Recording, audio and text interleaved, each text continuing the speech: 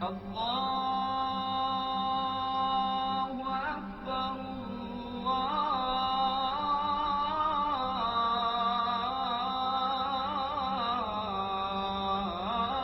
الله أكبر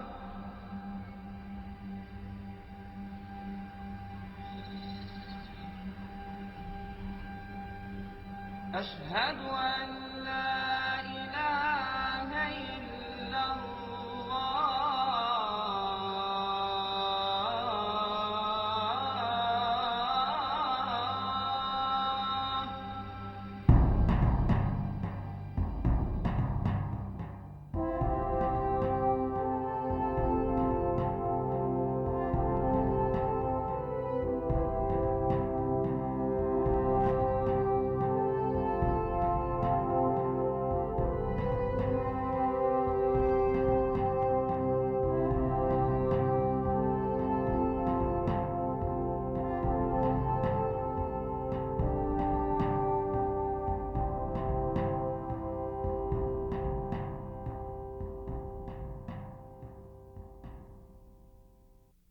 حي على الفلاح.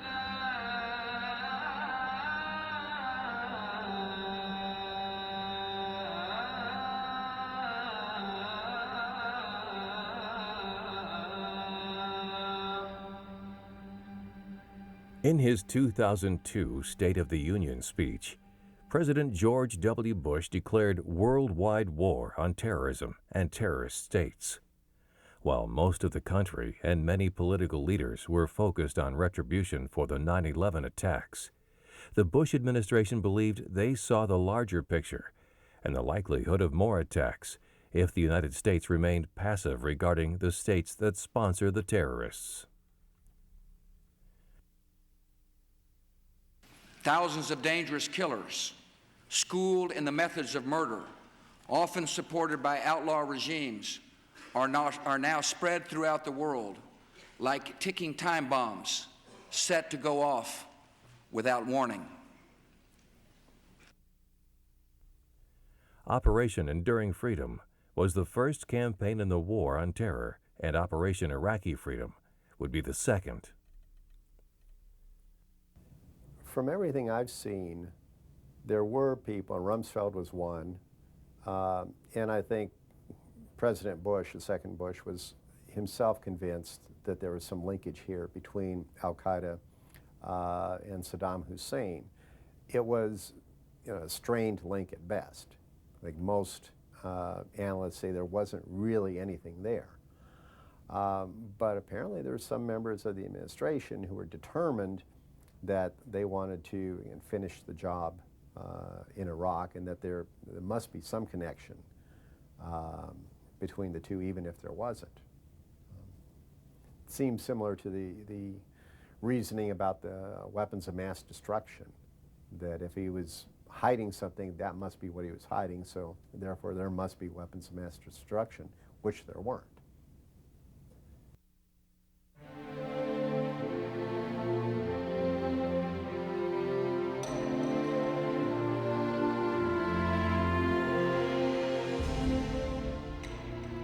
The Marine Corps is the youngest of all the American military services. The age of the average Marine is around 24 years, and there are nearly 19,000 teenagers in the Corps. I decided to join the Marine Corps in about January of 1996. I had a friend of mine, a guy that I went to high school with. He was joining the Marine Corps and had called me and said, "Hey man, what are you doing?" I was like, "Nothing." He's like, "Hey, you want to go in the Marine Corps?" I was like, "Man, you're crazy. There's no way I'm going in the Marine Corps." And I was working a dead-end job going nowhere, and my father was in the military. He was in the 101st in Vietnam. And, I'd always had the military had always interested me.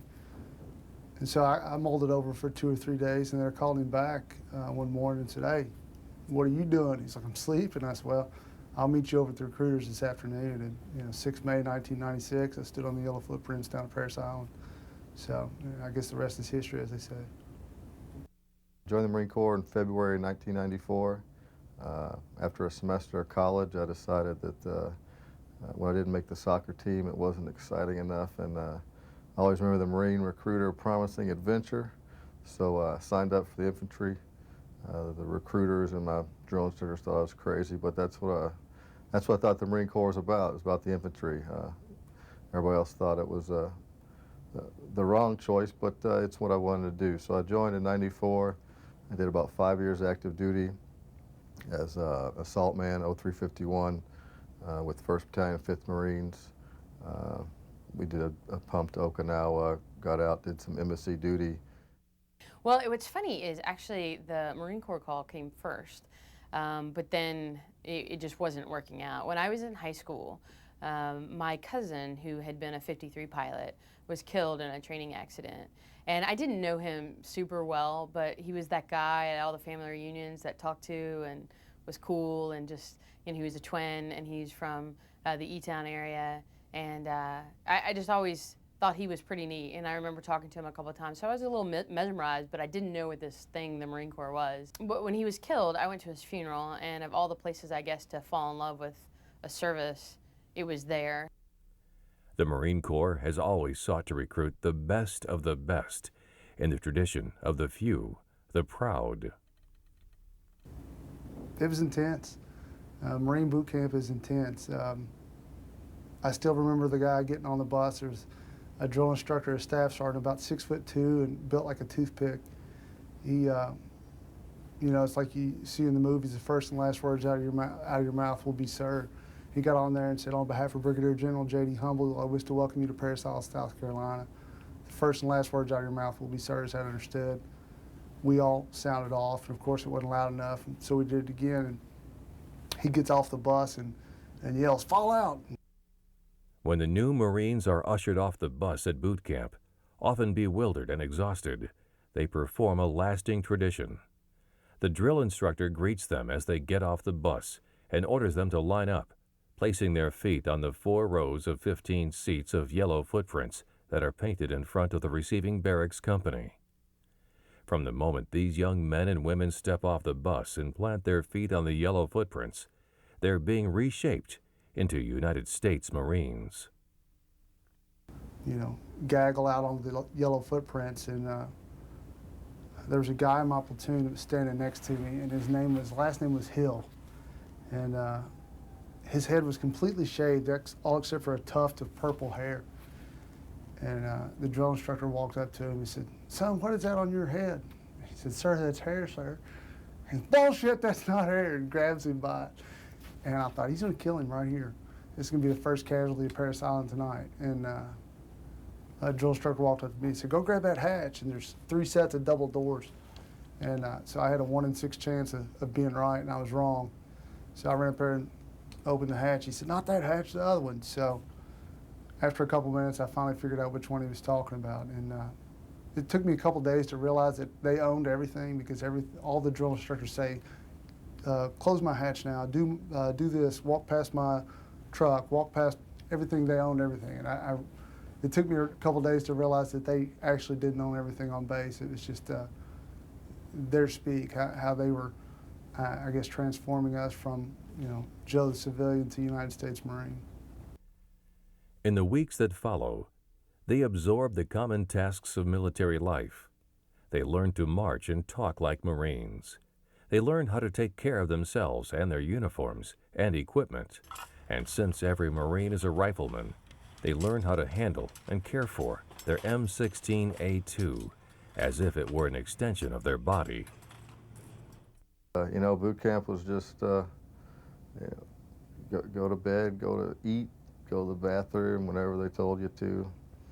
Light comes on in the morning, jump out of the bed and get ready for the next day. That was it. It's probably the only time I routinely went to church every Sunday just to get a break.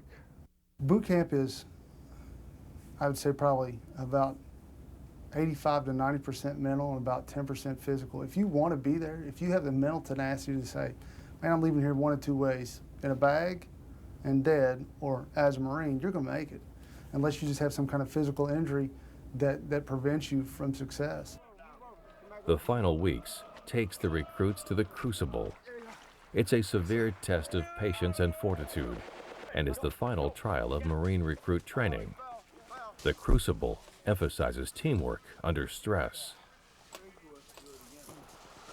The recruits get 8 hours of sleep during the entire 54-hour exercise.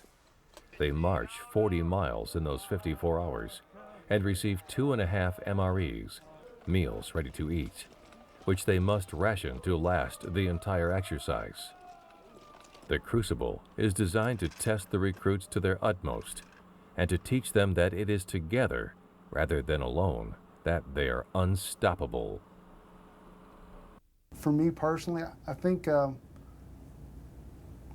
mental tenacity was there. The physical portion of it was there, but it's completely different. You run a lot on just sheer willpower. Once we started running, everybody just kind of backed off. I think there's this correlation between people who can run or be physically fit and leadership. Most times it's true, sometimes it's not, but in my favor, I guess it worked out. So they kind of backed off, like, she can run, we'll go yell at somebody else. It is a grueling mental and physical challenge that the recruits must pass to become Marines. You can never be ready. You can never be ready. It's like somebody asking you ready to get married? Like, yeah, I think I am. Well, no, you're not. Well, you're not ready for Paris Island. You're not, well, I can't speak for Quantico, but you're not ready for Paris Island. You may think you're ready, but you're not. You get there and they do what they want to do. They're great at it. By the time they reach the parade deck, they are shouting the cadence at the top of their lungs and marching in unison. The colors are raised, and there's a short ceremony in which the drill instructor presents each man with an eagle, globe, and anchor. They are now Marines.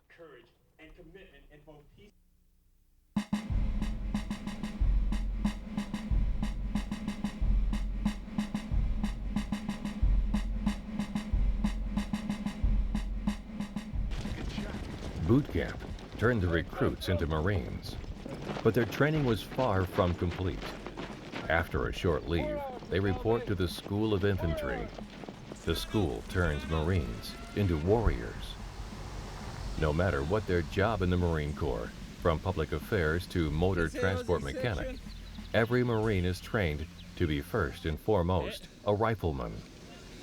I spent a lot of time just basically how to handle yourself in a combat situation. So when you tell somebody that you're an MP, they immediately think, oh, you were on base writing tickets.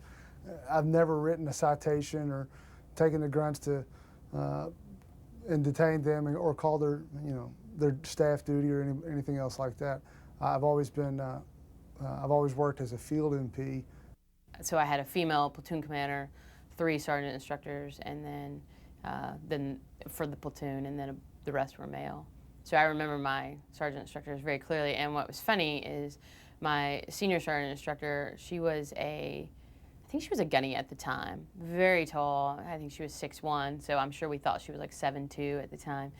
Her last name was Manus. We called her the Praying Manus, and she's phenomenal. She's a sergeant major now. But when I checked into Okinawa as a second lieutenant, I remember she was the admin chief out there. She had since moved on from being a sergeant instructor. And she yells my name. She's like, Lieutenant Edwards. But in my head, all I heard was Candidate Edwards.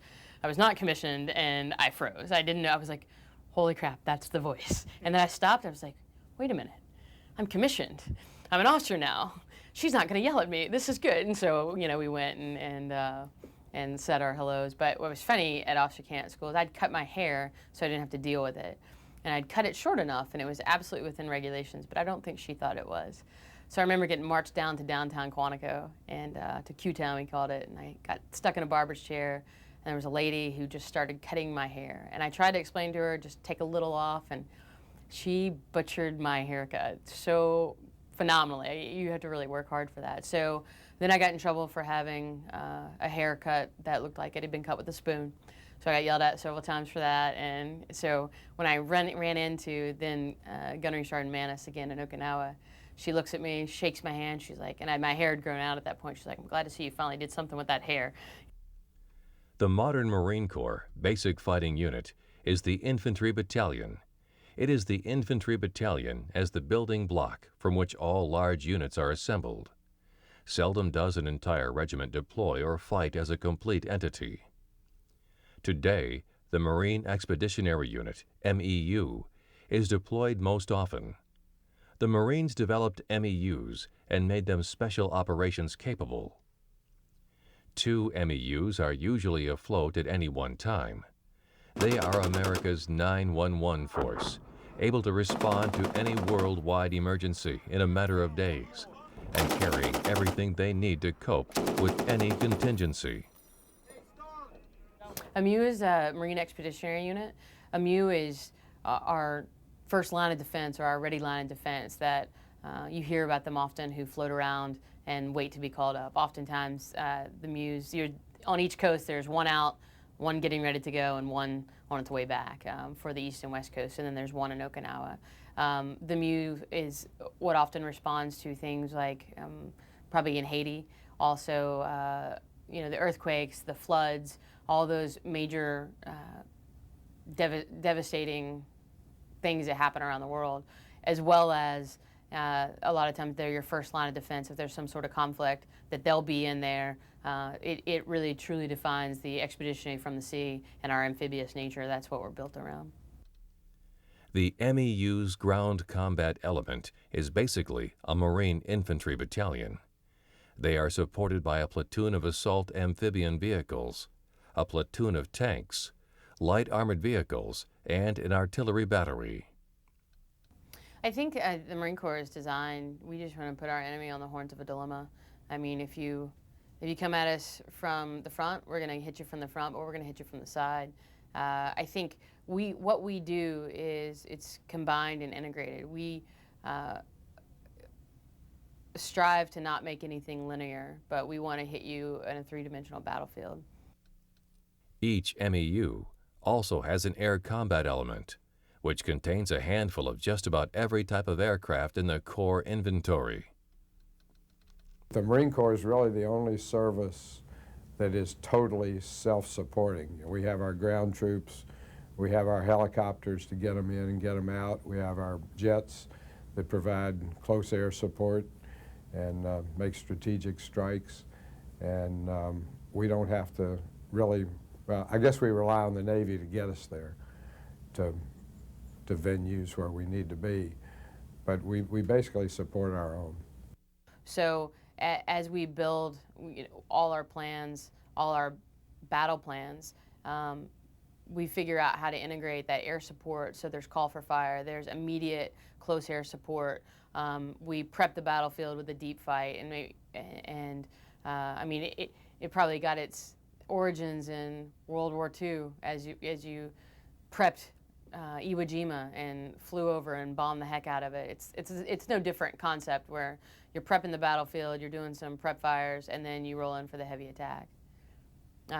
We put those things together so that way there's eyes in the sky for those Marines on the ground, and those eyes in the sky can react. They can give us a heads up, hey, what's out there? This is what you got coming down. They can go on the attack. They can go on the resupply. There's all sorts of things they can do, and everything's designed to make sure that rifleman on the ground is taken care of, and he can keep the fight pushing forward, and we go to him as much as possible, and so he can continue that fight, and he doesn't have to worry about anything else.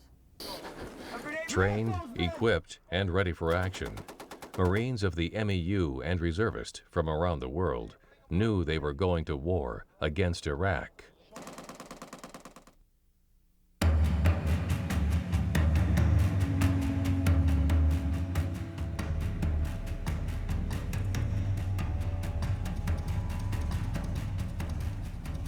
In recent days, some governments in the Middle East have been doing their part. They have delivered public and private messages urging the dictator to leave Iraq so that disarmament can proceed peacefully. He has thus far refused. All the decades of deceit and cruelty have now reached an end. Saddam Hussein and his sons must leave Iraq within 48 hours. Their refusal to do so will result in military conflict, commenced at a time of our choosing. On orders from the Commander-in-Chief, Marines settled up in response to the call to arms. I believe it was Martin Luther King weekend. I was in San Diego visiting a friend, and I got recalled, and we were supposed to have Monday off. It was Martin Luther King or President's Day. I can't remember the exact weekend. I got recalled to come back to the office for a meeting. So that morning I got up early out of San Diego and might have gotten a speeding ticket that day, I don't really remember, and drove back to Yuma and went to a meeting, and that was the time when they said, this is happening, we're getting the call, we're going to go, we're deploying to Kuwait for potential fall into Iraq. You, Eddie, that's my nickname throughout the Marine Corps, Eddie, you're going to go on the advance party, you leave on Thursday. We wanted to go. We wanted to go defend our country. We wanted to go meet the enemy. But I don't ever remember, I don't remember the exact phone call to the exact time when it was said, hey, Logan, pack your trash, be here at this time, be ready to report, be ready to go defend your country. And I had several phone calls of what's your count, who have you talked to? And I would get one of those every 2 or 3 hours. Then I would get other phone calls that were, hey, we haven't heard anything, we're waiting on the word, the proverbial word. But I never got a phone call until probably January 2003, the activation orders are in hand, and you are getting activated, you are moving forward. And that was for the invasion of Iraq. It was always a feeling of, it's not when or if, it's not a if we're going to go, it was always when we're going, when are we going, it wasn't an if. So there was, I think really after the September 11th attacks, there wasn't any question that it was going to happen, just when it was going to happen. And I think almost, I got the call, I was laying next to my girlfriend, I think on a Sunday morning, first sergeant finally called and said, hey, we got orders, start your phone tree or whatever. For most of the Marines, the call was a welcome one. And it was almost a relief, because for those 2 years, it's been like, we go, we train, I'm going to do my civilian job and still go train. So I still have to do this, but this war is coming. So it was tension. You're always on edge. You're always preparing. You didn't know. So almost that call came as a relief. It's like, oh, I can now focus on one thing, being a Marine, preparing for war. Let's go. And so that was kind of the initial feeling. But then for this first deployment, it was total unknown. We were going to war. All we'd seen was the Full Metal Jackets, your platoon, your movies on TV. Nobody knew how to act. We had some Desert Storm veterans, but that was a 3-day war. Nobody in our units were from Vietnam anymore. Nobody in the Marine Corps, had a combat action ribbon, and for the most part till this kicked off. So it was totally unknown. And in the meantime, I had the rest of my company going in to do some of the offload of the equipment that some of the pre-positioned ships that we have out, they were going to offload that equipment in Kuwait.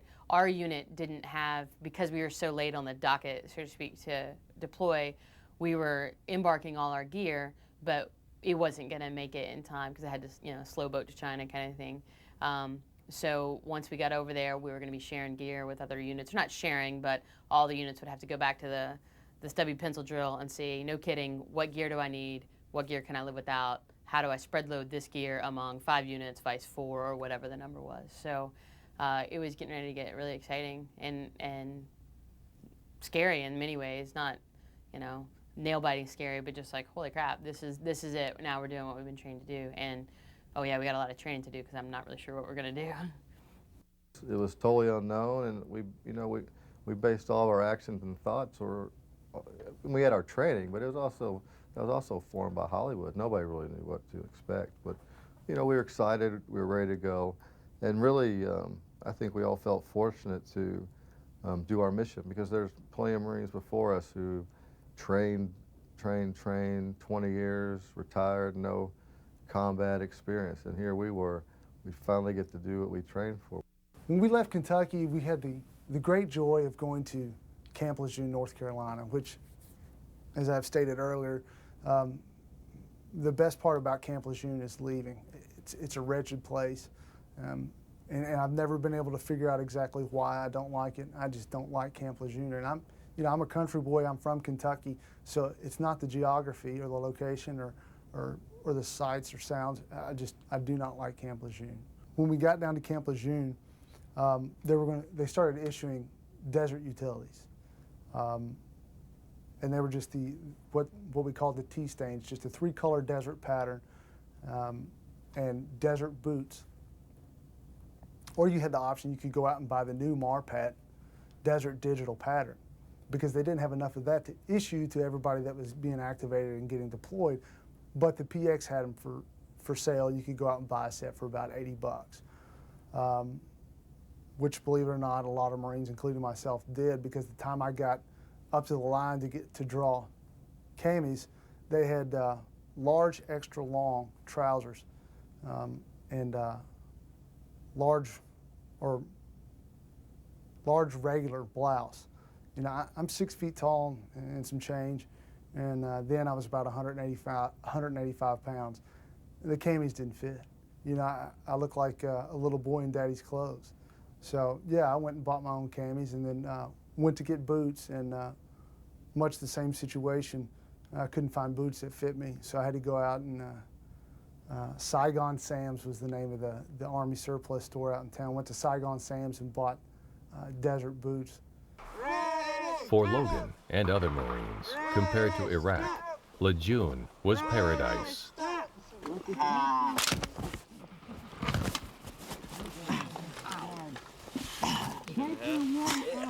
Sorry, sir. It's all right.